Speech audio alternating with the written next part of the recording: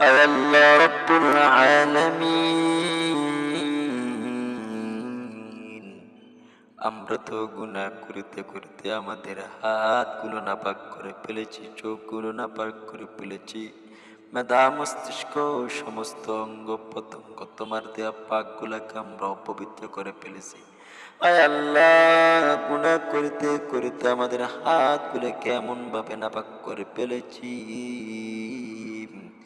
এখন আর এই হাত দিয়ে তোমার কোরআন শরীফ পড়তে মনে চাই না।